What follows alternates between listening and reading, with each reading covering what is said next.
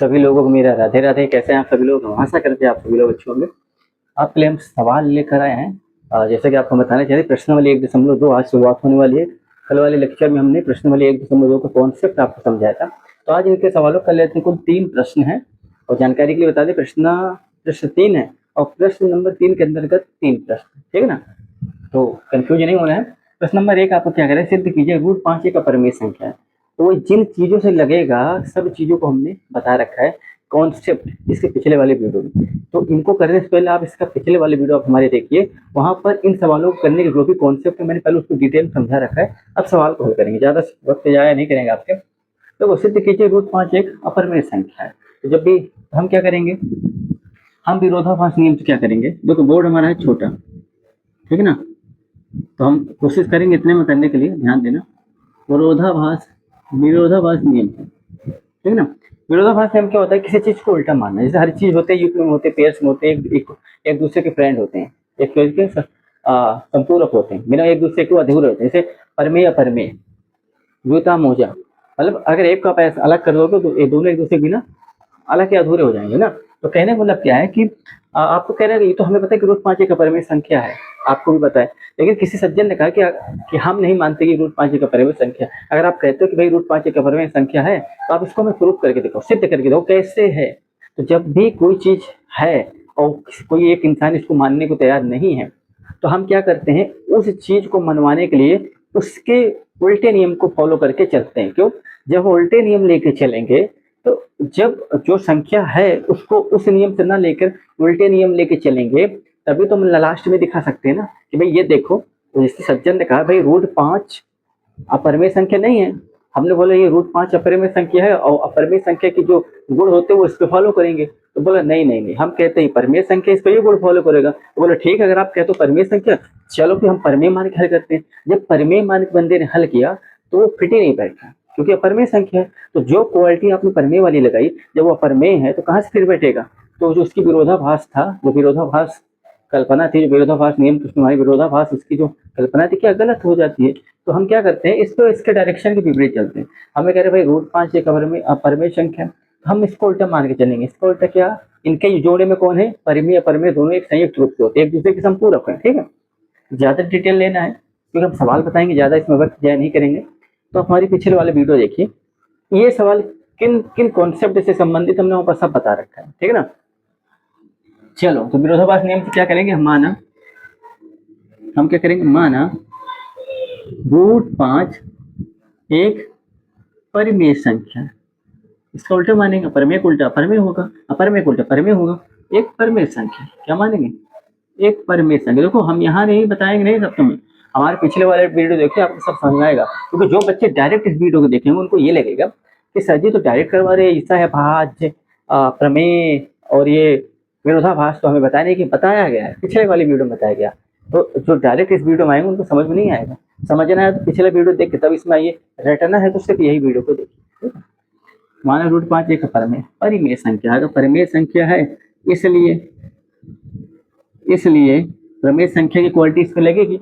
अगर एक प्रमेय संख्या है तो प्रमेय संख्या की क्वालिटी क्या होती है भाई, A/B की फॉर्म में होती है, P/Q की फॉर्म होती है, कोई भी अल्फाबेटिक अक्षर आप इस्तेमाल कर सकते हैं, ठीक है ना, इंग्लिश वर्ड वाला का। तो भैया इसलिए रूट 5 बराबर A/B होगा, ठीक है ना? क्यों होगा? क्योंकि अगर प्रमेय संख्या, तो प्रमेय संख्या क्वालिटी क्या होती है, जो भी प्रमेय संख्या होती है P/Q के फॉर्म में होती है, ये A/Q के फॉर्म में होती है। तो भाई और प्रमेय संख्या किस पे क्वालिटी लगाओगे, समीकरण 1 मानो, और जहां पर A व B क्या है, सहअभाज्य पूर्णांक है। क्या है? सहअभाज्य पूर्णांक है, ठीक है ना? और Q के वर्ग और B is not equal to 0, ये है, ठीक है? अब सहअभाज्य पूर्णांक क्या होते हैं, ऐसे पूर्णांक जिनका HCF 1 हो। एक बार फिर से हम रिपीट करते रहे, सहअभाज्य संख्या क्या होती है, नॉर्मल समझो, पूर्णांक सहअभाज्य पूर्णांक। पूर्णांक कैसा, सहअभाज्य मतलब ऐसे पूर्णांक जिसका HCF 1 हो। समझ गए ना, HCF जिसका 1 हो। HCF मतलब क्या करते हैं हम, जब किसी दो संख्या का हम HCF निकालते हैं तो उन दोनों संख्या में कॉमन देखते हैं कौन सी संख्या है जो पहले वाले में भी आ रही है और दूसरे वाले में भी आ रही है, ठीक है ना?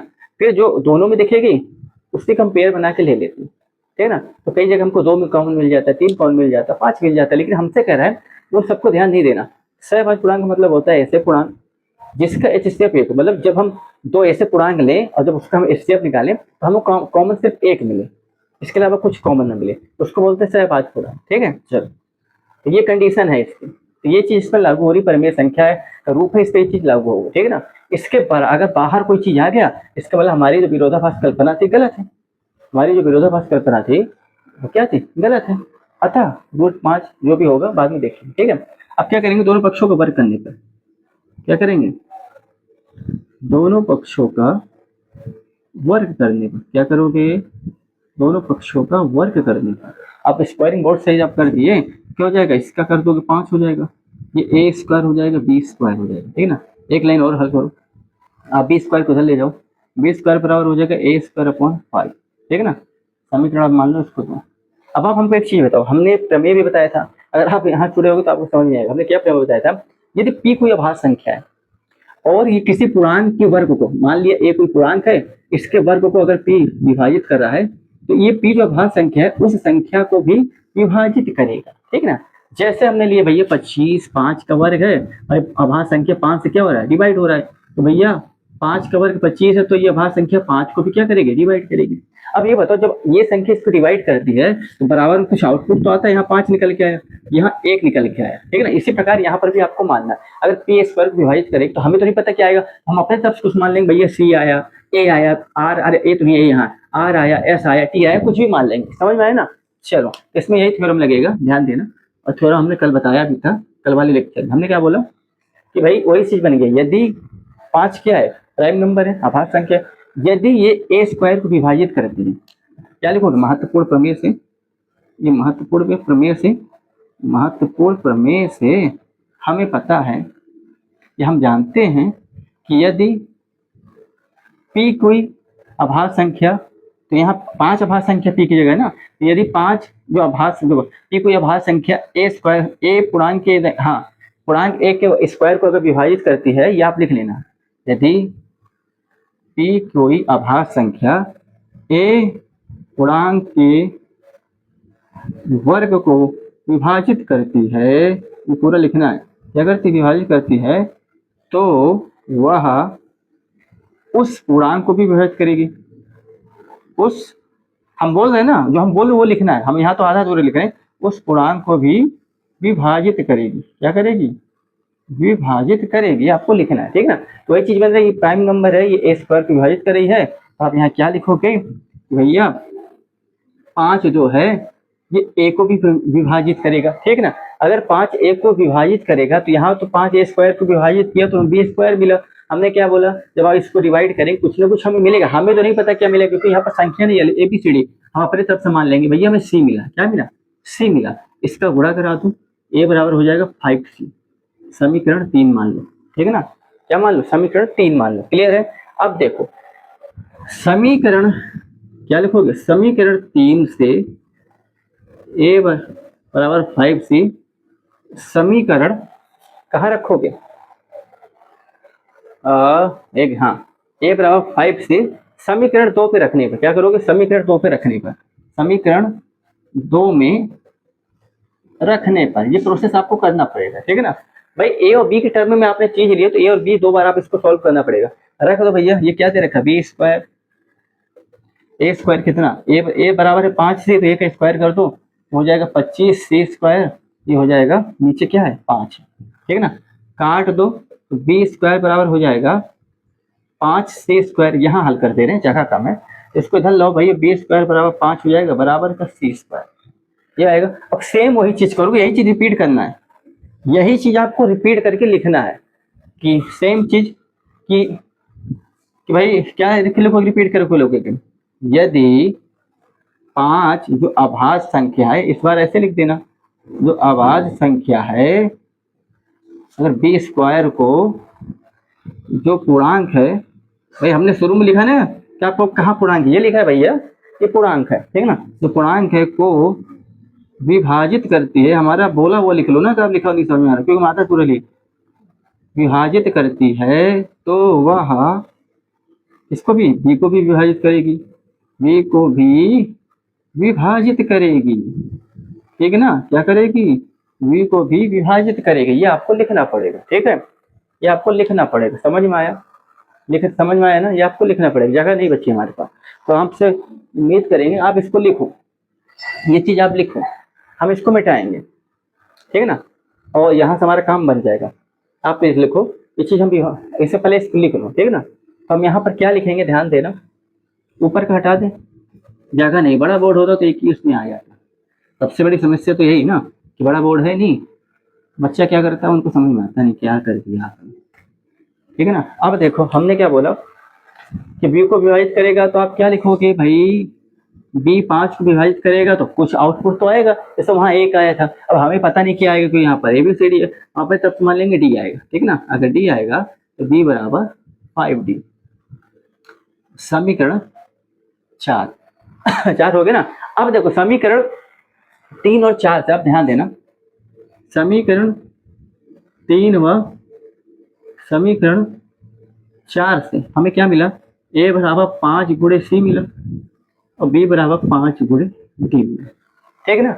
अब ध्यान देना, यहाँ पर एक चीज ध्यान देना, ये मिटाएंगे, यहाँ पर एक चीज ध्यान देना, हमने शुरू में क्या लिखा था, हमने शुरू में बच्चा ये लिखा था कि ए व बी सहभाज्य पूर्णांक है। सहभाज्य पूर्णांक हमने क्या बताया था कि ए व बी ऐसी संख्या पूर्णांक है जिनका HCF एक आएगा, एक मतलब कि उसमें सिर्फ एक ही कॉमन होगा, हमने ये, लेकिन यहाँ पर देखो आप, ए बराबर 5 से बी बराबर 5, जिसका कॉमन क्या है 5 है, जो कि विरोध है भाई। हमने देखो, हमें पता है भाई, देखो हम जानते हैं, ना लिख देना, हम जानते हैं कि ए व बी सहभाज्य पूर्णांक है, ठीक है ना। इसलिए देखो पूर्णांक है तो शुरू में हमने देखा कि वो बी सहभाज्य पूर्णांक, तो उनका HCF एक होगा, लेकिन यहाँ पर उनका HCF, ये कॉमन जो भी लिख दो, 5 है, क्या है 5 है, उनका HCF 5 है, जो हमारी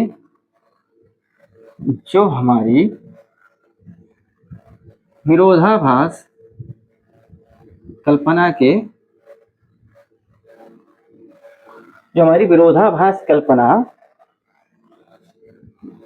क्या है, जो हमारी विरोधाभास कल्पना के विपरीत है, क्या है विपरीत है, ठीक है ना। हमारी जो विरोधाभास कल्पना हमने माना थी परिमेय संख्या, तो ए बी से यहाँ 5 कॉमन आ गया, जो हमारी विरोधाभास कल्पना के विपरीत, ये आप अपने भाव से लिखो, कोई हमारा रटा रटाया नहीं लिखो, तो विरोधाभास कल्पना के विपरीत है कि √5 एक परिमेय संख्या है ना, अतः हमारी परिकल्पना गलत है, क्या है, इसलिए √5 एक अपरिमेय संख्या है, इत सिद्धम, इत प्रूफ, एहन से प्रूफ, ये आपको लिखना पड़ेगा, ये भाव आपको अपने आप से लिखना पड़ेगा, हमने लिखा नहीं है, बता हमने बोला है उस चीज को, तो अब लिखावट मत जाइएगा, हमने बोला है तो बोली हुई चीज आप यहाँ पर लिखने हैं, ठीक है ना। अपने भाई हमें पता है कि भाई हमने माना तो भी सहभाज्य पूर्णांक है जिसका HCF को, यहाँ पर HCF क्या आ रहा है 5 आ रहा है, तो हमारी विरोधाभास कल्पना की क्या विरुद्ध है, विपरीत है, अतः जो हमने माना था भाई ए और बी एक √5 एक परिमेय संख्या, ठीक है ना, अतः हमारी कल्पना गलत है, इसलिए √5 क्या एक अपरिमेय संख्या। अपरिमेय संख्या क्यों, कि हमने माना था भाई कि ए और बी का HCF एक होगा, लेकिन यहाँ तो भाई 5 आ रहा है, तो हमारे मानने अनुसार क्वालिटी को मैच नहीं कर रहा है ना, इसलिए हम उम्मीद करते हैं आपको समझ में आया होगा, ठीक है। चलो आप इसको स्क्रीनशॉट ले लो, लिख लो। अब चलते भाई तो प्रश्न नंबर 2 की तरफ, अब चलते हैं बच्चा प्रश्न नंबर 2 की तरफ, ठीक है ना। तो देखो सिर्फ यही एक प्रश्न थोड़ा सा बड़ा है, बाकी सब प्रश्न आपके छोटे हैं, हमने क्या बोला, यही एक प्रश्न आपका बड़ा है, बाकी सब प्रश्न आपके छोटे हैं। हमने क्या आपको क्या प्रमेय लगाना है, विरोधाभास नियम लगाना है, सहभाज्य पूर्णांक आपको पता होना चाहिए, ठीक है ना। 1 मिनट, सवाल हमने लिखा है लेकिन काफी नहीं लाई, 1 मिनट आप रुको।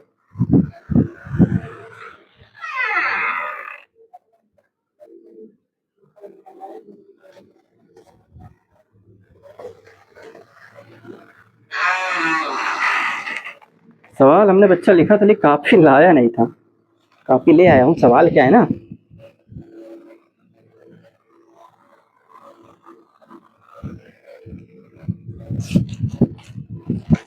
चलो हाँ दूसरा सवाल क्या कह रहे हैं, 3 प्लस 2√5, 3 प्लस 2√5, 3 + 2√5, ये सरल है, ठीक ना। पहले सवाल कठिन, बड़ा था, बाकी सरल। देखो जो विरोधाभास आप ऐसे भी लिख सकते हो, जो विरोधाभास उत्पन्न हुआ हमारी गलत कल्पना के कारण उत्पन्न हुआ है। विरोधाभास हमारी गलत कल्पना के कारण उत्पन्न हुआ है कि √5 एक परिमेय संख्या है। अगर आप ज्यादा नहीं लिखना चाहते तो इतना ही लिख दो कि जो विरोधाभास हमारी गलत कल्पना के कारण उत्पन्न हुआ है कि √5 एक परिमेय संख्या है, जो हमने कल्पना कर लिया, अतः √5 क्या एक अपरिमेय संख्या, ठीक है। ये छोटे सवाल, बाकी के सवाल छोटे। हमसे क्या 3 + 2√5 क्या। अब हमने ये कैसे छोटे कैसे पहचान करोगे, हमने कल वाले लेक्चर बताया दो तरह के सवाल बनेंगे, एक होता है सिंगल टर्म वाला, एक होता है मिक्स्ड टर्म वाला। सिंगल वाले लेंदी होता है, मिक्स्ड वाले सरल होता है। अब कह रहे भाई 3 + 2√5 एक अपरिमेय संख्या, फिर वही चीज माना 3 + 2√5 एक परिमेय संख्या, क्या है, एक परिमेय संख्या, ठीक है। अगर ये परिमेय संख्या है तब 3 + 2√5 बराबर a/b होगा, और यहाँ फिर लिखोगे कि a व b सहभाज्य पूर्णांक है और b is not equal to 0, ठीक है ना। अब क्या करोगे, ध्यान देना। देखो 2√5 ये इधर वाले पूर्णांक इधर ले आओ, a/b -3 हो जाएगा। 2√5 बराबर a - 3b/b, ठीक है ना। तो उधर ले जाओ, मार्कर खत्म हो गया क्या, ये मैं ध्यान देना। तो √5 बराबर कितना हो जाएगा, दो नीचे आ जाएगा, a - 3b बटे का, ध्यान देना, ये हो जाएगा 2b, ठीक ना। बस हो गया, सवाल आपका होगा। अब आप हमें एक चीज बताओ, हमने कल वाली वीडियो में बताया था भाई √5 क्या है, अपरिमेय संख्या है। सवाल आपका हो गया, भाव बस लिखना। अब देखो a और b क्या है, पूर्णांक है। जब a और b से संयुक्त रूप है, ये a और b पूर्णांक है, इसमें कोई रूट वगैरह है नहीं, ये तो क्या होगा, a और b से सम्मिलित है, परिमेय संख्या है। क्या है, परिमेय संख्या है ना। और अब हमें पता है, हम जानते हैं, हमने कल बताया, हम जानते हैं कि अपरिमेय संख्या कभी परिमेय संख्या के बराबर नहीं हो सकती। भाई दोनों को बराबर दिखाएगा ना भाई, कि परिमेय संख्या परिमेय संख्या के बराबर है, अपरिमेय संख्या परिमेय संख्या के बराबर है, बिल्कुल नहीं। हम जानते हैं भैया अपरिमेय संख्या तो नॉर्मल चीज है ना, अपरिमेय संख्या कभी भी परिमेय संख्या के बराबर नहीं हो सकती, परिमेय संख्या के बराबर नहीं होती, नहीं होती। अच्छा अब फिर लोग इसमें लाइन लिख लो, अतः विरोधाभास, अतः विरोधाभास, यहाँ साफ साफ लिख दे रहा हूँ, हमारी गलत कल्पना के कारण उत्पन्न हुआ है, उत्पन्न हुआ है कि 3 + √25 एक, यही बस लिखना है, परिमेय संख्या है। क्या है, परिमेय संख्या है। अतः 3 + 2√5 एक, क्या लिखोगे, अपरिमेय संख्या है। क्या लिखोगे, अपरिमेय संख्या है। क्या लिखोगे, हेंस प्रूव्ड। देखो मिक्स्ड सवाल कैसे होते हैं, जिसपे परिमेय और परिमेय दोनों मिक्स होता है। सिंगल टर्म वाला कैसे होता है, जिसपे टोटली परिमेय नहीं अपरिमेय संख्या ही होती है। जैसे सिंगल टर्म वाला रूट सिद्ध करो √3, सिद्ध करो √5, सिद्ध करो √2, इस पर क्या है, केवल और केवल अपरिमेय संख्या दिया है। और मिक्स्ड वाले में क्या है, यहाँ परिमेय भी है अपरिमेय भी, रूट वाले पर अपरिमेय होते हैं और रूट के बाहर वाले परिमेय होते हैं। तो इन सवालों को क्या करना, कुछ नहीं करना, बस परिमेय को एक तरफ ले लो, अपरिमेय को एक तरफ ले लो। आपको पता है परिमेय संख्या और परिमेय संख्या आपस में बराबर होती नहीं। हम जानते हैं कभी भी परिमेय संख्या बराबर, अपरिमेय संख्या परिमेय संख्या बराबर होती नहीं। ये परिमेय और अपरिमेय संख्या दोनों आपस कभी बराबर होती नहीं। ये उस तरह भी लिख सकते हो, कैसे भी लिख सकते हो। विरोधाभास हमारी गलत कल्पना के कारण उत्पन्न हुआ है। अच्छा इस संख्या क्या है, अपरिमेय, ठीक है, हेंस प्रूफ हो गया। हम उम्मीद करते हैं आपको समझ में आया होगा, ठीक है ना। और आपके हमने पहला और दूसरा सवाल बता दिए, प्रश्न नंबर दूसरा था, ठीक ना। 3 सवाल हैं, 1 और 2 हमने बता दिए, एक सवाल और बाकी प्रश्न नंबर 3। तो प्रश्न नंबर 3 के अंतर्गत 3 सवाल हैं, तो जो बचे 3 सवाल हैं वो हम आपके कल करवा देंगे। इसके साथ प्रश्नावली 1.2 आपकी समाप्त हो गई, ठीक है, आप लिख लीजिए। तो आज के लिए इतने दोस्तों, कल फिर मिलेंगे आपसे इसी वक्त इसी टाइम, तब तक के लिए राधे राधे, जय श्री कृष्ण।